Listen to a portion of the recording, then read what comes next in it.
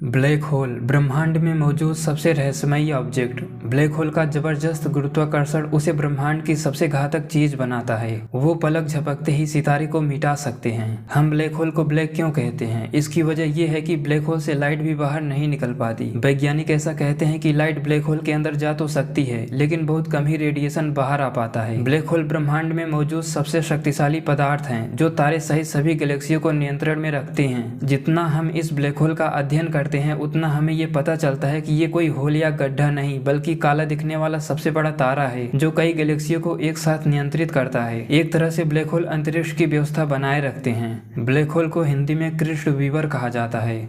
सृष्टि में कई तरह के ब्लैक होल पाए जाते हैं। एक बड़े ब्लैक होल सुपरनोवा एक्सप्लोजन में बनते हैं, लेकिन गैलेक्सियों के सेंटर के ब्लैक होल, जो कि एक साधारण ब्लैक होल से कई लाखों गुना बड़े होते हैं, वे किससे बनते हैं? वे ब्लैक होल जो कई गैलेक्सियों को अपने चारों तरफ घुमाते हैं, वे सुपरनोवा एक्सप्लोजन से कभी नहीं बन सकते। कहीं ये वही ब्लैक होल तो नहीं जो आसपास के तारे को खाकर बड़े हो गए हों? वैदिक विज्ञान यहाँ तक कहता है कि एक ब्लैक होल गैलेक्सियों के सेंटर में ही नहीं होते, बल्कि कुछ और बड़े पदार्थ हैं ब्रह्मांड में, जो कई कई गैलेक्सियों को अपने चारों तरफ घुमा रहे हैं। आखिर क्या होते हैं ये ब्लैक होल? क्या सच में ब्लैक होल पर समय धीमा हो जाता है, या फिर समय रुक जाता है? क्या सच में एक ब्लैक होल की ग्रेविटी इनफाइनाइट होती है, या फिर ये ब्लैक होल किसी दूसरे ब्रह्मांड में जाने का रास्ता है? क्या इसके जरिए हम किसी पैरेलल या मिरर यूनिवर्स कहे जाने वाले ब्रह्मांड में पहुंच सकते हैं? इन सभी रहस्यों को जानने के लिए हमें चलना होगा ब्लैक होल की उस सिंगुलरिटी तक, जो अपने आसपास के स्टार, प्लैनेट्स या क्लाउड्स को निगल ले रहा है। आइए इन सब प्रश्नों का जवाब जानने का प्रयास करते हैं।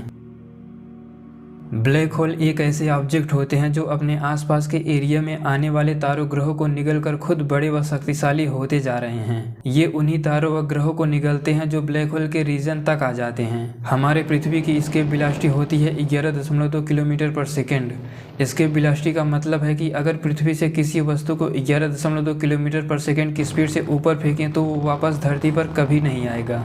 इसी तरह सूरज की एस्केप वेलोसिटी 618 किलोमीटर पर सेकेंड होती है। इसी तरह ब्लैक होल की एस्केप वेलोसिटी होती है 3 लाख किलोमीटर पर सेकेंड। हालांकि ये अभी अनुसंधान का विषय है।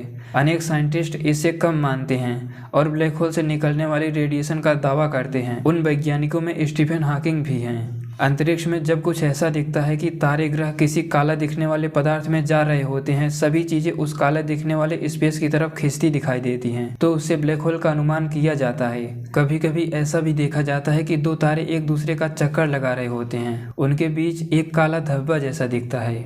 इससे फिजिसिस्टों को स्पष्ट हो जाता है कि वहाँ कोई ब्लैक होल है। हर एक गैलेक्सी के सेंटर में एक ब्लैक होल होता है। ये ब्लैक होल इतने बड़े होते हैं कि ये फिजिक्स के बनने के सिद्धांत को ही चुनौती देते हैं। और ऐसे अनेक ब्लैक होल होते हैं जो कई कई गैलेक्सियों को अपने चारों तरफ घुमा रहे होते हैं। अगर कोई ये सोचता है कि ब्लैक होल किसी दूसरे डायमेंशन या फिर किसी दूसरे यूनिवर्स में जाने का रास्ता है, तो आप गलत हैं, क्योंकि ब्लैक होल कोई होल या गड्ढा नहीं है, बल्कि यूनिवर्स का सबसे बड़ा तारा होता है, जो कि ब्लैक इसीलिए दिखता है क्योंकि वो लाइट के अधिक रेडिएशंस को और अपने आसपास के तारों को अपने में समाहित कर ले रहा है। आइए अब जानते हैं कि ब्लैक होल पर समय का क्या प्रभाव पड़ता है और ग्रेविटी की क्या स्थिति होती है। क्या सच में ब्लैक होल पर टाइम रुक जाता है?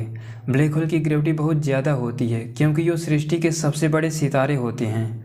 आप में से अनेक लोग मानते हैं कि ब्लैक होल के सेंटर में टाइम रुक जाता है, लेकिन क्या ये संभव है? इसे सरल भाषा में समझते हैं। ब्लैक होल में समय के रुकने का मतलब क्या है? सृष्टि का कोई भी पदार्थ इलेक्ट्रॉन, प्रोटॉन, न्यूट्रॉन या फिर सूक्ष्म पार्टिकल से बनता है। क्या समय के रुकने पर ये पार्टिकल्स वाइब्रेट करना बंद कर देंगे?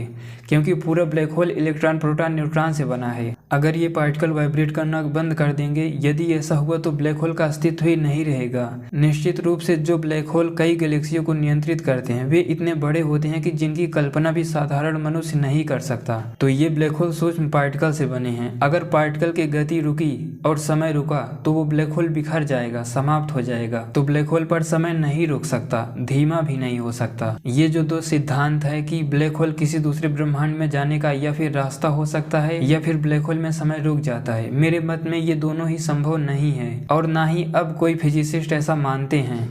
समय के रुकने का मतलब क्या है? एक घड़ी ब्लैक होल पर अगर रख दी जाए और उसकी सुई चलना बंद कर दे किसी फोर्स की वजह से, तो क्या हम ये कहेंगे कि समय रुक गया?